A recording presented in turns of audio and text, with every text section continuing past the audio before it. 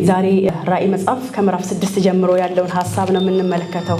የራእይ መጽሐፍ ከምዕራፍ 6 ጀምሮ ያለው የሰባቱን ዓመት ጅማሬና እጅግ በጣም ታላቅ የተባለውን የመከራ ዘመን መጀመርን የሚያሳየን ክፍል ነው ማለት ነው። ይህ ክፍል ምዕራፍ 5 ላይ ማተቡን የፈታ ይላል። ኢየሱስ ክርስቶስ ማተቡን ሊፈታ ዘንድ ሊቻለው አንድም ሰው ባልነበረበት ጊዜ ባላየ ጊዜ ሐዋርያው ዮሐንስ እጅግ አለቀስኩ አለው። ከሽማግሌዎች ውስጥ ግን አንዱ አታልቅስ፣ የታረደው በግ ማተቡን ይፈታ ዘንድ ይገባዋልና አለኝ አለና ማተቡን ይፈታ ዘንድ ማን ቻለ? ኢየሱስ ክርስቶስ ማተቡን መፍታት ችሏል ማለት ነው። ይሄ ማተብ የፍርድ ማተብ ነው ብለናል።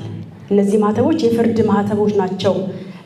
ምድር ላይ የመጨረሻው ፍጻሜ በእግዚአብሔር አጀንዳ፣ በእግዚአብሔር እቅድ፣ በእግዚአብሔር ራእይ ላይ የተነሳውን የእግዚአብሔር ዓላማ እንዳይፈጸም የሚከለክለውን እግዚአብሔር እንዳሰበው ለምድርም ለሰው ልጆችም ሁሉ እንዳይሆን ከልክሎ የነበረውን የእግዚአብሔር ጠላት፣ የኛም ጠላት፣ የሰው ልጆች ሁሉ ጠላት፣ የኛ ጠላት የእግዚአብሔርም ጠላት ነው።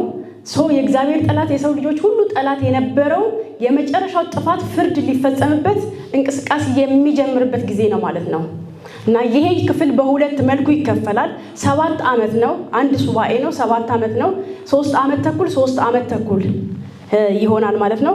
ማቴዎስ 24 ላይ እንደዚህ ይላል። ኢየሱስም ከመቅደስ ወጥቶ ሄደ፣ ደቀ መዛሙርቱም የመቅደሱን ግንቦች ሊያሳዩት ቀረቡ። እርሱ ግን መልሶ ይህን ሁሉ ታያላችሁን? እውነት እላችኋለሁ ድንጋይ በድንጋይ ላይ ሳይፈርስ በዚህ አይቀርም አላቸው ይላል። ይሄኛው ኢሚዲየትሊ በ70ኛው ዓመተ ምህረት ላይ ፍጻሜ ያገኘ ነው እና ጥፋት እንደሚመጣ ነው ኢየሱስ ክርስቶስ በትንቢት መልኩ እየተናገራቸው ያለው።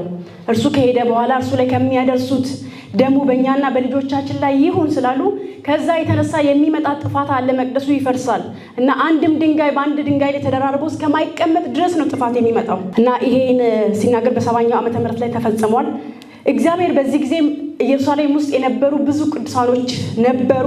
እነርሱም ግን ሪዲም አድርጓቸዋል ማለት ነው። ምን ይሆናል? አንድ ቲቶ የሚባል ንጉስ ነው በዚህ ጊዜ ቤተክርስቲያን ላይ ኢየሩሳሌም ላይ ስደትን ያመጣ ያፈራረሰውና ይሄ ሰውዬ የሚችለውን አቅም ሁሉ ሞክሮ ቤተ መቅደሱን ለማትረፍ ጥሯል። ቤተ መቅደሱን እንዲፈርስ በፍጹም አይፈልግም ነበር አሉ። ይሄ ሊዋጋ የመጣው ማለት ነው እና ውጪ ላይ ከሩቅ ሆኖ ኢየሩሳሌምን ከቦ ህዝቡ እጁን እንዲሰጥ ብዙ ለመነ፣ አስለመነ፣ ሰው ላከ። ሰዎቹ በፍቃደኝነታቸው እጅ እንዲሰጡ ያ የደረሰባቸው መከራ በዛ ሌቭል እንዳይደርስ ንጉሱ ብዙ ጥሯል። እነሱን ሊወጋ የመጣው ማለት ነው። እስራኤላውያን በዛ በኢየሩሳሌም ውስጥ የነበሩት ግን እጅግ በጣም አመፀኛ ሆኑ እና በጣም ጊዜ ሰጣቸው። በምን አይነት መልኩ እንደሆነ በማይታወቅ ይላል ሂስትሪ ሲናገር ማለት ነው። በምን አይነት መልኩ እንደሆነ በማይታወቅ መልኩ ወደ ኋላ ተመለሰ።